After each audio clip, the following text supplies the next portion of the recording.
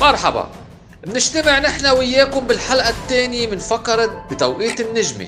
اليوم رح نحكي عن أول لقب نجماوي رسمي موسم 1970-1971. تأهل نادي الوطن عن نهائي مسابقة كأس لبنان. المباراة النهائية كانت بين النجمة والصفا. سجل نادينا الغالي انتصار ب3 أهداف مقابل هدف واحد. كانت نجمتنا وقتها بقيادة المدرب فهمي رزق. المواجهة صارت بتاريخ 31/10/1971 على أرض ملعب مدينة كميل شمعون الرياضية، حضرها حوالي 10,000 مشجع. انتهى الشوط الأول بالتعادل الإيجابي 1-1.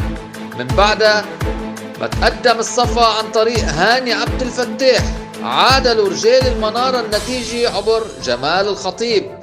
وبتاني شوط أضاف النجمي هدفين سجلهم حسن شتيلة ومحمود الشامي ليتوجوا أبطالنا بكأس المسابقة بعد نهاية اللقاء. شارك بتشكيلة نادينا الغالي اللاعبين زين هاشم لحراسة المرمى، بالإضافة لحبيب كموني، إبراهيم الفقيه، أحمد عبد الكريم، محمود الشامي، محمد حطوم، جمال الخطيب، طه بيومي، سمير نصار وحسن شتيلة.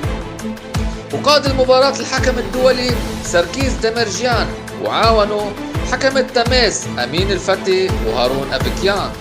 تابعونا لتعرفوا أكثر من أهم أحداث نادي الوطن من البداية حتى النهاية ضمن حلقات جديدة وغنية بالمعلومات التاريخية بفقرة بتوقيت النجمة، وأكيد كل أوقاتنا نجماوية.